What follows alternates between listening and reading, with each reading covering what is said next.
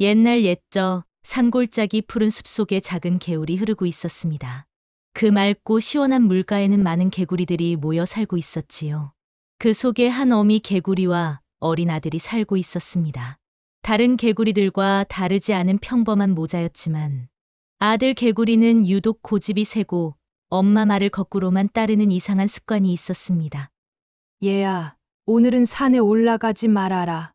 뱀이 있을지 모르니 조심해야 한다. 하면 아들 개구리는 꼭 산으로 뛰어 올라가 뱀의 그림자를 쫓으며 놀았습니다.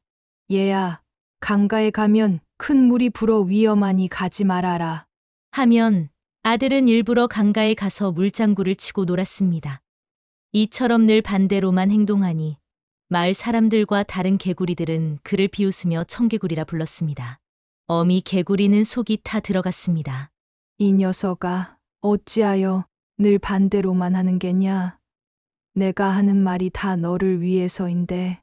하지만 아들 개구리는 장난스럽게 웃으며 대꾸했습니다. 엄마 말이 틀릴 때도 있잖아. 난 내가 하고 싶은 대로 할 거야. 어머니는 한숨을 내쉬면서도 아들이 귀엽고 사랑스러워 화를 오래 내지 못했습니다. 아들이 뛰노는 모습을 보며 속으로만 걱정을 삼켰지요. 그러나 세월이 흐르면서 어머니는 점점 병이 들어 기운을 잃어갔습니다.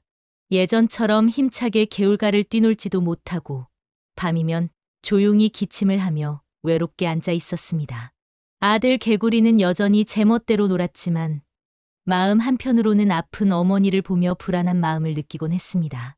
그럼에도 솔직히 표현하지 못하고 여전히 엄마 말을 거꾸로 따르며 시간을 보냈습니다. 어느 날 어머니 개구리는 더 이상 힘을 쓰지 못할 만큼 병세가 깊어졌습니다. 연약한 목소리로 아들을 불러 마지막 유언을 남기려 했습니다. 얘야, 이제 나는 오래 살지 못할 것 같다. 아들은 당황하며 눈물을 글썽였지만 어머니는 차분히 말을 이어갔습니다. 내가 죽거든. 제발 산에 묻지 말아라. 꼭 냇가에 묻어다오. 사실 어머니는 아들의 성격을 너무도 잘 알았습니다.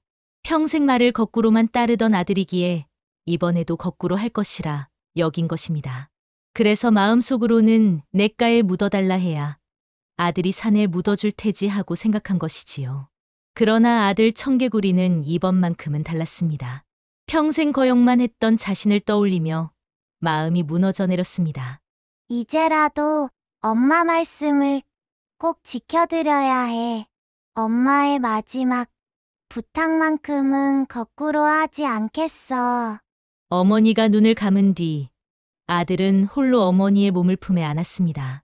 작은 개구리의 눈에서 굵은 눈물이 흘러내렸습니다.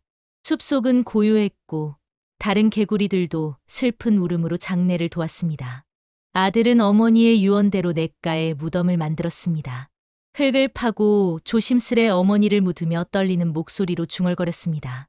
엄마, 이제 편히 쉬세요. 이번만큼은 꼭 지켜드렸어요. 무덤 위에는 야생 들꽃이 피어나며 바람에 흔들렸습니다. 그러나 청개구리의 마음은 여전히 불안했습니다. 날씨가 흐려지고 빗방울이 내리면 청개구리는 무덤 곁에서 눈물을 흘리며 울었습니다. 개굴. 비가 오면 엄마 무덤이 떠내려갈 거야. 어쩌면 좋아. 그날 이후 비 오는 날마다 청개구리의 울음은 강가에 퍼져나갔습니다. 청개구리는 평생 거꾸로만 살다 마지막 순간에야 어머니 말씀을 따랐습니다. 하지만 그 선택이 오히려 영원한 후회와 슬픔으로 남았지요. 그리하여 사람들은 아이들에게 말했습니다. 부모님 말씀을 함부로 거스르지 마라. 늘 거꾸로만 살다 보면 마지막에 크게 후회할 날이 온단다. 지금도 비 오는 날이면 냇가에 앉아 슬프게 우는 청개구리의 울음소리가 들린다고 합니다.